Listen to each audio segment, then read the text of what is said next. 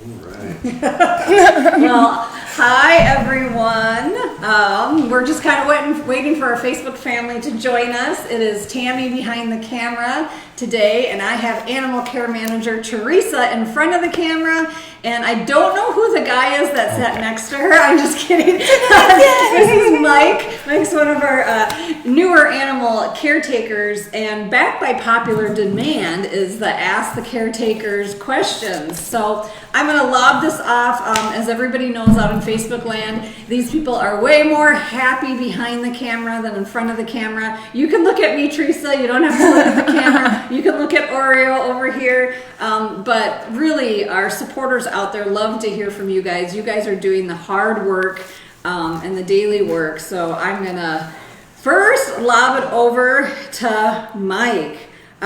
Knowing that you've been at other facilities and that you've interned other places, things like that, how is TWS similar or dissimilar to your background at other facilities? One of the big differences, I think, between here and where I was last is the public aspect. So we were open to the public where I interned, and here we're totally closed off. We have supporters that come, and there are parts of that I like, and there are parts of that I wish I could have public again. Because the giving tours and the outreach and everything like that and educating the public was a lot of fun. But without the public coming in every day, you do get to spend so much more time with the animals, and you get to dedicate so much more to them. And I really like that part about it. It's just all you're here for is the animals. And awesome. And we love our sister sanctuaries that are open to the public and educate. It's just been a personal choice of ours. And if anybody drove here, they'd realize we're in the middle of nowhere. Anyways, so awesome. So Teresa, tell me a little about who is the most challenging cat you've worked with so far here at the sanctuary? Oh, they all have, different hurdles to overcome. Some of the kiddos I think of right away are Snow and Storm, who are a little bit more elusive and skeptical. Then we have kiddos right now like Fiona that we're still just winning trust over in baby steps, and successfully winning them over in baby steps. And Glenn is a big success story. But right now I think Fiona and Snow and Storm are our next kiddos to turn into marshmallows. And I think you guys will win them over. I think people, not all sanctuaries take in releasable wildlife, and so we tend to have a huge challenge with Snow and Storm, as you mentioned. Fiona was not meant to be releasable wildlife, but as an African serval that was caught loose in Arizona, we don't know how long she was apart. So Mike, I'm going to lob it back to you one more time. So when you first started in this industry and the first time you had to shift a cat or go into enclosure or work around them, what was that feeling like, and have you ever been scared by being around the big cats? That's another question somebody had. I think the fear was before it all happened, so leading up to it. But I've been lucky enough to where my start happened at really well places that take a lot of care with safety. And before we even go near the big cats, it was stressed how important the safety is and what you do, how you do it, and how to make sure nothing ever happens. So when I was finally there working, there wasn't really much fear, but it's always kind of in your head. You know exactly what you need to do and where you need to be to not be put in a place of danger. So it was more just you see these cats for the first time and you're up close with them and you're working with them, and it's more kind of like awestruck those first few weeks because it's something you always saw in movies or on TV or at the zoo from 100 feet away, but now you're right there, and it's just, they're so big, they're huge, and they are scary animals. But you just learn the safety and how to be safe about it. And that's what I respect so much of the caretaking team here, and we hear so much from Facebook land. And Teresa, of course, as animal care manager, safety is big in your day, of how much we drill it in, and part of that comes with respecting the animals as apex predators, safety, but then kind of leading into the question people have said is, what's the difference between your day and Mike's day? What is the tasks of an animal care manager? I just kind of, for me, I oversee everything and make sure that that Mike isn't causing trouble. I'm just teasing. I take it back. You can tell we're harass Mike a lot here. But just overseeing everyone and ensuring that everything is time efficient and that the caretakers have what they need to do their job, and that so that ultimately the animals get what they need to thrive in their world, in their life. So I do a lot of the running around and the diets, and ensuring all of the details are there. So I don't get to see I don't get to know each individual animal as well as Mike does now, or as well as Alyssa does. But I get to know them all and learn them individually. So and I know a lot of people commented on your post with Sabrina. Yeah. and so there are times so when you have a rough day, is there a cat that you tend to go to for solace, or what kind of re-energizes you on one of those hard days of losses or other things? What re-energizes me, I love being the treat fairy and going around and handing out little tiny treats that just bring a whole bunch of happiness to the cougars or to all of the hybrids in Hybrid Haven, and just seeing them come running and those happy moments. Or I love just watching them from afar play with each other and have nothing to do with them, and just letting them chuff at each other, or Copper and Archer roughhouse in their yard together. So just those little moments are perfect and beautiful to me too. Awesome. Mike, remind everybody what zone you work in, and the number probably doesn't mean a lot to the Facebook fans. So who's in your zone, and are there a couple of favorites you might have in your zone? So I'm in zone 2, and I co-lead that with Alyssa, who was here on Friday. Yep. And so we have Roar Ridge, Cougar Cove, Feline Meadows. Those are our 3 buildings. So we have a lot of the tigers, lions, all the cougars. But I have to say my favorite in my zone, and probably at the sanctuary, I really love Kitu and Lavani, the cheetahs. I had never gotten to work with cheetahs before coming here, and that was an entirely new thing to me. And they have such really cool personalities. And just seeing them walk around and do their little patrolling around their habitat is just really cool. And so I took a liking to them. And so much so that you seem to marked that on your arm. I did. Share that? I got Key2 permanently on my arm. I just really love them a lot. I think they're so cool.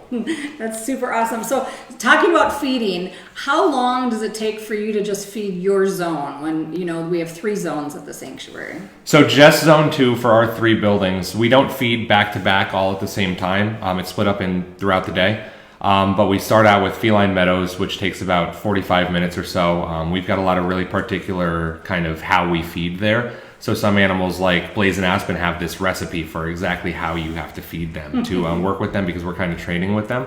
And then Roar Ridge is usually our next building to feed, and that takes about 15 minutes. And Dash is in there. Dash is there. And I'm sure he's hard to feed. He's never interested in food. Oh, never. But Roar's very easy because all these cats are very food motivated. They come right in. They'll eat all their food. And it's a smaller building, less animals. And then the last is Cougar Cove. Cougar Cove takes about 25 to 30 minutes, depending on if everybody wants to cooperate. But that's... So all in all, probably about an hour and a half, hour 45 minutes to feed. And that's not including food prep. That's just feeding out. That is just feeding. And then the question is, so how do you feed? People watch live posts. They see it's indoors, outdoors, tongs. Why are there different ways of feeding? And what ways do you feed? Our methods for feeding, it changes throughout the year. They're based on the animal and what their needs are. Most of the time we try to feed inside, and that's just because we want to get them into that habit, and we want to keep them in the habit of being able to come inside so we can get into their yards or into their rooms. But if an animal needs to be fed outside for some reason, or with COVID, a lot of the animals switched to being fed outside so that we weren't piling animals inside where they could be near each other. So things like that we'd feed outside, or different methods. Some animals get tables to be fed on, like the cheetahs, because they have bedding and straw in their room now. We don't want the food getting in the bedding and straw, but all the methods for feeding, it just depends on what the animal needs to succeed. Awesome. Let me talk a little bit about vet days, since we had a vet day yesterday. Teresa, people are asking, how do we sedate an animal? What is the process before we sedate an animal? And I know I'm going to hear it's different for everybody, but kind of give them a behind the scenes of getting ready for a vet day. So there's all of these little details that have to line up to get ready for the vet day. Everything from getting them locked inside their room overnight, to removing all of their toys and any potential things that they might trip over, as the drugs kind of that we give them to make them sleepy take over. And we'll dump their water. Like I said, we get them locked inside, and sometimes we'll give them a little bit of a pre-anesthetic so that they can go to sleep just nice and easy, and then it kind of, if they have to get a little poke, it makes it less traumatic for them. So yeah, there's all these little details that getting them locked inside or removing the toys and how we're going to get them up here, and then what to do when they go back to their room. Kind of all have to come together to make sure that we get them. And then there's some training that goes involved, right? So there's some cats that I've seen you desensitize to the crate. There's other cats that are smarter than we are and never get desensitized to the crate. So so how do you choose if it's a crate, if you're doing immobilizations, through a dart gun or through lockouts? Like, how do you make those choices? It really, I think, is dependent upon their personality, their temperaments, what size of cat they are. Luckily with the bobcats and the servals, we ask them to go into their lockouts every single day so we can get them an injection in their lockouts or get them crated in a smaller crate in their lockouts. And then we can bring them, to the hospital much easier just because they're smaller. I think we always try to keep it as positive as we possibly can. And a lot of times that means desensitizing them or training them and getting them into the crate and getting them into kind of a more enclosed environment so that we can poke them easier and have more control over the situation. And so really when I evaluate who can be crate trained and who doesn't, it depends on if we need to move them or if we need to sedate them, or how well they're doing. I think there's some kiddos that will line up, like Shazam has been beautifully trained by Elise, who will line up against the cage front just for a little nice, gentle hand injection. And how is Shazam doing? I know people saw on the live post yesterday that we found an injury to his tail. Everybody was so attentive to notice that he was not licking his tail like Dash does, but doing a little bit more aggressive action to his tail, which is not normal. And so we found that he had an injured tail that was cutting off the blood flow. And so he's woke up today in his room. What does that look like? How is he doing? And how long will he be in his room before he gets to go back out? He is doing awesome. He's doing awesome. And we made sure to have his favorite food ready for him today.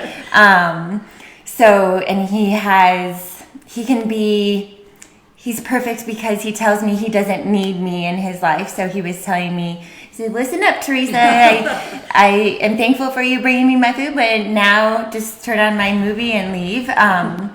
But he's doing great and got his favorite food right away. And he'll be locked inside his indoor room for a couple of days just to make sure that he stays nice and dry. And that we can monitor his little tail just closely. And then luckily it's not as big of a surgery as something like a spay, so he'll be able to get to go outside within a couple days. So he's doing great. Awesome. He's doing great. Well, as you guys talk about your daily routine, you talk about feeding, you talk about habitats, you talked about vet care. Mike, tell me a little bit about how donations help you do your job and what you see it do for the cats you care for. Oh man, that is such a tough question because donations help everything. I can't do my job without donations. So everything from when we come in and start food prep, all that food is because of all of our donors. Then we go feed out with tongs and bowls because of our donors. And then all the enrichment and stuff is all thanks to you guys too. So everything these cats get and the lives that they have here, that Wild at Heart, is all because of the people who want to support these animals. We could not do anything without them. That's awesome. Teresa, do you have anything to add to that? Because Yes. I know you get to see it on a daily basis. Yes. I think it's so beautiful that people would give, anything to an animal that they might never get to meet. And the donations, people will send in beautiful, expensive perfume for Tarek to rub in. Or, we have sometimes classrooms that will make enrichment for the hybrids and send it all in these big boxes of enrichment that we can just hand out that make their days better. So that's a donation too. That, I don't know, it's all for the animals and it makes their lives so much better. And I just think it's so beautiful that anyone would want to give something that they worked hard for to these guys, and they deserve it, and they're worth it, and they benefit from it, and they get to thrive because of everyone at home caring so much. So Awesome. Thank you. So when you go home, Mike, if you have pets, can you tell us if you do, and do they recognize any of the big cat smells on you? I do have one cat. His name's Eli. He's a little cat, about 2.5 years old. He has cerebellar hypoplasia, so he walks around like he's on a boat all the time, just very wobbly. And he absolutely does. Anytime I get home, he wants to go smell my boots, smell my coveralls or my pants, because he smells all the new scents on there, and he wants to know exactly what it is. That's awesome. And Mike, so when you first started here, how do you get to know the residents and everything each individual cat needs? Like, how was your kind of somebody says, what's a day in a life like of training and learning this job? It's a big curve when you first start, because there are so many animals, and even in just one zone. In zone 2, I've got 3 buildings, and that's a lot of animals. So you just have to really start learning what the animals do and what they like, and each personality as you go about your day. So there is the formal training of learning the safety, learning how things get done here, but then learning the actual animals just happens in time as you get to know them and as you work more with them and experience what they do, their odd things that they have or anything like that. And are there cats that like or prefer certain caretakers over others? Oh, absolutely. Yeah, so in Roar, we have Simon and Jeremy. Simon and Jeremy love Alyssa. Simon and Jeremy are not fans of me. So there are cats that definitely pick up on different caretakers and will act differently towards them. So male, female is a big thing. So yeah, absolutely. Teresa, people ask, how do we all share information? Like how do you know when an animal might have a little nuance? Is there a system in place, or how do we communicate animal issues, changes, what they ate, didn't eat, things like that? So everyone, in all of our work weeks, we send out an email at the end of our work weeks just updating the whole team about those little changes, or about, certain things regarding the husbandry. Or we're going to lock this tiger in on these days and let him out to his yard on the other days. But we also have our morning huddle every morning that we update the entire team about these little nuances, about all of the observations that we see. And we have a program that we enter observations daily when we notice something little about one of the cats. Something as far as how they're eating, or if we found something abnormal in their yard, or how they're breathing, or the interactions with each other, or how they're doing after a surgery. So we watch them very closely, and we document them regularly and thoroughly. And what's awesome about that is there's never a day off when you run a sanctuary for anybody, but those observations, if Mike put something in that Kitu decided to spit out a piece of food, which he'd never do, that then we all get an email. So if we're not on site, you and I still might get 7 to 12 emails. I mean, that's probably an average day. We talk about, we get more pictures of poop on observations and vomit. But I think what I like about it is a real-time way that everybody knows. And then I love that you always say that it doesn't ever replace the one-on-one communication. So people come directly to you or the hospital manager or the vet if they need to as well. It's, it can be a lot trying to keep everyone updated, but everyone does awesome at it. Let's see what other questions. I have so many here. I can only narrow it down to a few of them. So, Teresa, what is your favorite species to work with? Do you have a certain species that... I'm the worst because I love them all. I think the tigers are the silliest, and the lions, I relate them to the high school football players. The bobcats are silly and sometimes are kind of one of the most aggressive and but the silliest, and then the hybrids are big guys and little guys' bodies, and the cougars are sensitive and strong, and the lynx are elegant. I love them all. So people are asking, is Dash ever going to find a friend? Oh man, if he does find a friend, it's going to have to be one that can match his energy, because he just is all over the place. As of right now, I'm not sure. I think Teresa might be a better person to ask that one to. I think that's the long-term goal, right? Yes, we have a lot of things, without giving too much away. Yeah. A lot of your day right now is looking at who should move to different habitats where there might be a miracle match, not just during our triple match now, but a miracle match for cats. And so how do you decide who might move next to who, or who might have a play date? I'm always evaluating the different temperaments and who has more of a dominant personality and who has more of a submissive personality, and who would do well with whom, who kind of yearns for it more than others. And I think I always appreciate when we're moving cats around to put them on a shared fence line first, so that we can evaluate how they're going to do next to each other, or if they are going to tell us that they enjoy each other's company and that it might be worth pursuing a merge,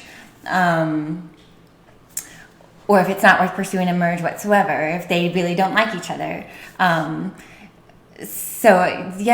think just as long as, I think that Dash would love someone long-term to play with. Whereas Winona has told us a couple of times that she loves being silly, on her own, and that's what Winona wants. And that's important for us to listen to. We've had a few questions of, well, Pandora and Jeremy and Simon live together, and I think we knew that a shared wall based on how they acted with Sabrina was appropriate, but based on Pandora's history of getting beat up at the facility by other cats, that I don't see Pandora moving in with the boys. Do you see that in her future? I think that's where we have to always balance that stuff out. And to me, I have to keep them safe. I have to. And I also look at Pandora's size and then Jeremy and Simon's size, and that they will probably work together as a team, and keeping Pandora safe. And to me, it's beautiful to watch them interact on the fence line together, and you know already that they're so close on the fence line together, and keeping them safe but letting them enjoy each other's company on the shared fence line is the answer to And that one. Yeah, and I So- think that's where we look at too, is that people see them happy, and so it might be, oh, they're so happy at the shared wall, they should live together. And there's so much more detail behind should they live together. Just because they like each other as neighbors does not mean they want them to move in. I used to say it at my last facility on my tours. If you go to a dog park and you have your dog there and you have a fence between you and another dog, those dogs are going to act totally different than if you open it up and let them at each other. So it's the same with the tigers. They can act one way if there's a fence. They know that fence is there, but if that fence is gone, they can act completely different. Yep. Awesome. Well, we'll wrap it up a little bit. We appreciate today. And Mike, is there anything that would surprise people to know about your job? Oh man, it's not just taking care of animals. We're kind of like much bigger. Any zoo or sanctuary, it's groundskeeping, it's building habitats and enclosures, it's everything. It's not just taking care of animals, which was a big surprise to me when I first started, but it also makes the job so much more enriching for us, because you see all the work that you do, and it feels cool to know that we built all that and we did that, and once again, we couldn't do it without any of our supporters. Awesome. And I will add to that you also have to do a lot of the teaching. Oh yeah. And the learning along the way, and the empowering of, perhaps broken souls, right? And but then with the interns of hungry to learn, so you get to empower the animals and the humans along the way. So. And Teresa, is there any projects you're looking forward to this spring, summer at the sanctuary? And there isn't anything you can't share. So anything you know and you like, feel free to share.